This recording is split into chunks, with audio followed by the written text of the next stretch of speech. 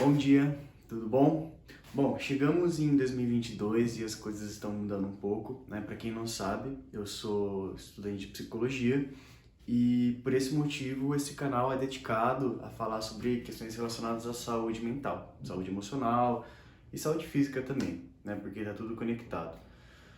Mas, por questões, assim, de correria, de rotina, eu decidi que, assim, utilizar esse canal do YouTube para ser como uma ferramenta que vai me ajudar no processo, né, da minha formação. Então, o modelo dos vídeos vai mudar um pouco e os vídeos eles vão ser mais direcionados com uma forma de estudo, tanto para mim quanto para qualquer pessoa que possa se beneficiar, né? Então, as aulas do semestre vão acontecendo e eu vou, de uma certa forma, resumindo essas aulas aqui no conteúdo do canal. Tá bom? Então a gente une o útil ao agradável e a gente continua tocando a vida.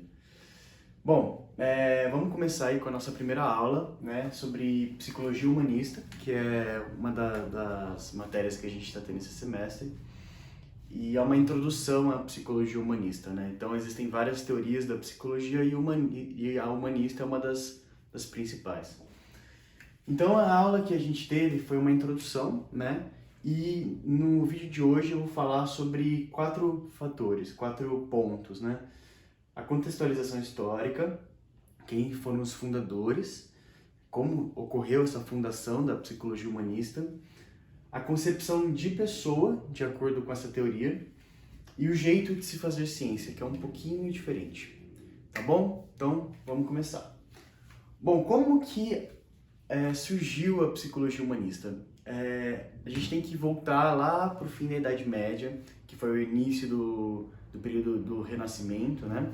Que foi exatamente o momento em que o credo religioso, que basicamente tinha maior poder sobre as pessoas, com uma perspectiva teocentrista, né? Tipo, Deus está no centro de tudo, começa a perder força para todo um movimento, de uma certa forma, que começa a ser o embrião da ciência, que é o que a gente chama de positivismo. Então, vários estudiosos, filósofos da época começaram a romper paradigmas da época, e isso permitiu com que o homem começasse a investigar a realidade, a vida, a partir de uma outra ótica. Então, só abrindo um parênteses, por exemplo, o corpo ele era visto como sagrado, então as pessoas não podiam mexer no corpo, entender o corpo após a morte das pessoas. Então, quando começou a ter uma nova concepção de homem, aí começou-se todo um novo estudo da anatomia humana. E isso permitiu, né, de uma certa forma, que a gente tivesse uma compreensão diferente. O que acontece?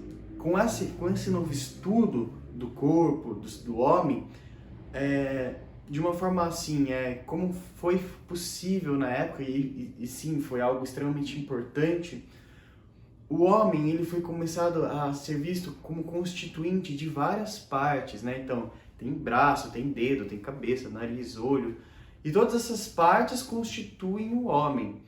Ou seja, começou-se a se quantificar, começou-se a se colocar dentro de caixinhas a nossa concepção do homem, né? Então, além disso, o homem é aquilo que a gente pode pegar, mexer, né? Então, uma das bases do positivismo é aquilo que a gente consegue realmente ter um contato direto e assim, através desse contato direto, a gente consegue quantificar, a gente consegue medir, a gente consegue reproduzir, né? Que é a base da ciência mais reconhecida, mais, não é reconhecida, mas é a ciência mais conhecida atualmente. E então, com o fim da Idade Média, início do Renascimento e toda a nova formação da ciência positivista, a constituição do homem, a forma de se enxergar o homem, foi como se ele fosse um produto, como se ele fosse um objeto, algo quantificado, feito em partes, né? E a psicologia, ela se inicia a partir desse bojo, né? Então, por exemplo, vamos utilizar aí Freud. Freud, não que ele tenha sido o fundador da psicologia, né? Mas ele foi um dos principais psicólogos do início, né? ele era um fisiologista, um médico, né? Ele trabalhava muito com a questão da fisiologia humana. Então foi a partir dessa visão biomédica, dessa visão biológica mesmo, que toda a concepção do psicológico, do ser humano, dentro da psicologia começou a se formar. Mas o que aconteceu? Bom, antes disso, né? Além da psicanálise, que é a do Freud, também o behaviorismo.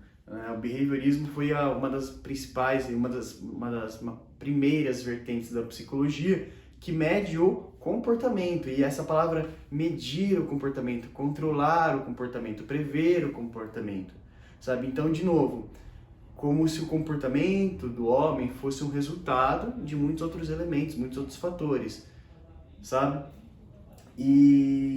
Bom, o que acontece? No século XX foi um século de muitos conflitos. Na verdade, toda a história da humanidade veio regada de muitos conflitos, mas o século XX foi a época onde a gente teve as duas grandes guerras mundiais, a Guerra Fria, enfim, muitos conflitos no planeta. E muitas pessoas e pesquisadores e psicólogos da época, eles estavam insatisfeitos com a psicologia da época, né? Que na época as psicologias mais conhecidas eram a psicanálise e o behaviorismo, né? A teoria comportamental. Por quê? Porque essas teorias elas conseguiam ajudar até certo ponto as necessidades do homem naquela época. Mas algumas questões existenciais, elas não conseguiam resolver, sabe? Então elas conseguiam, por exemplo, ajudar o homem que voltava da guerra a se recuperar dos seus traumas, conseguir ter uma inserção mais saudável na sociedade. Mas ao mesmo tempo ela não conseguia explicar para esse homem o sentido de tudo aquilo que está acontecendo, o sentido da vida dessa pessoa. Não conseguia explicar para os parentes dessa pessoa por que essa pessoa foi para a guerra, sabe? Então, questões mais complexas e existenciais da época não estavam sendo supridas pelas psicologias vigentes. Então, né, a gente encontra alguns pesquisadores, alguns psicólogos, como por exemplo Abraham Maslow, que não estavam se encaixando bem assim na psicologia, da forma como pensavam, e começaram a se reunir, né? E aí a gente entra na questão dos fundadores. Esses psicólogos, né, teve um start com o Maslow, mas na verdade ele começou a convidar vários pensadores da época que tinham uma visão de mundo parecida com ele, e começaram a formar uma rede de psicólogos, de pensadores, chamada Rede Psiquiana. Na época eles trocavam cartas, né? Porque não existia tudo isso que a gente tem hoje. Mas eles começaram a pensar o homem a partir de uma concepção diferente. E isso foi o embrião do que a gente conhece como psicologia humanista. Porque a partir daí, nos anos 60, mais ou menos, eles começaram a criar uma revista, sabe? Começaram a criar convenções. E a partir de todo esse encontro, começou-se a estruturar o que a gente chama de psicologia humanista, que surgiu sim num movimento de contracultura, num movimento de questionamento daquilo que é o homem, daquilo que é a psicologia, sabe? E qual que é a concepção de homem segundo essa visão? O que eles idealizaram? O que eles chegaram à conclusão? Que o homem, dentro da psicologia humanista, não é a soma das partes. O homem, ele não é um produto, ele não é um objeto que se pode ser quantificado, que se pode ser estudado da mesma forma que uma pedra. O homem, ele é um ser em movimento, em constante construção, inacabado e ao mesmo tempo perfeito, da forma como ele é nesse momento. Então, não se pode compreender o homem ontem, porque esse homem não existe mais. O ontem ele é importante para se compreender este momento e viver este momento. Então fala-se aqui o psicólogo humanista, ou ele está inteiro, com a pessoa na sua frente, ou ele não está. Ou ele está ou ele não está, não tem meio termo. Porque você não pode ver uma pessoa real, a pessoa em construção, em movimento no passado. O movimento e a construção acontecem exatamente no agora. Então, o homem ele é um ser em construção, ele é um vir a ser, ele está em constante movimento e formação. E por conta disso, a psicologia humanista ela quebra com essa ruptura, né, do certo e do errado, do homem como pedaços e partes, né?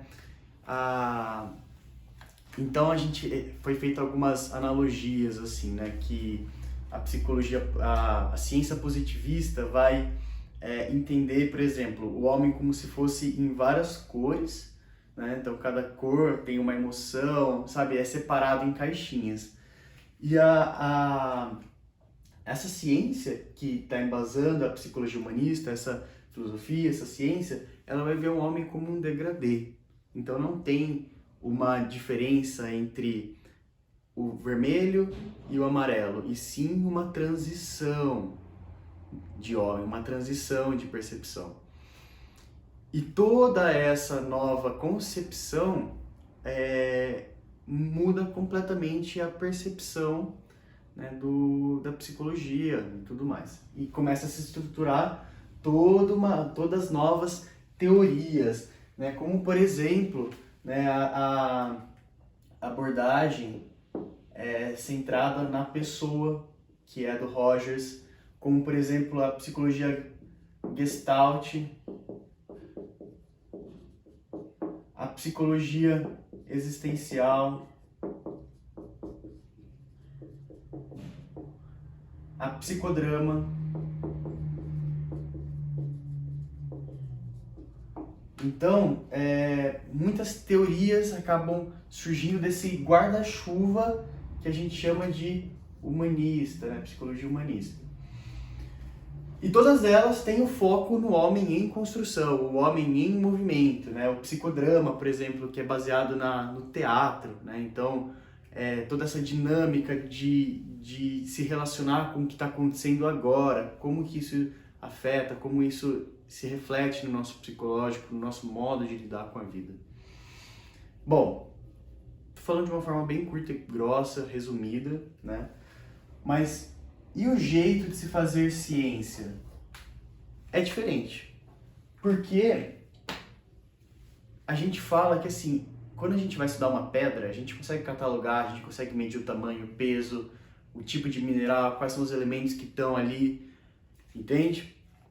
Então é uma ciência mais quantitativa.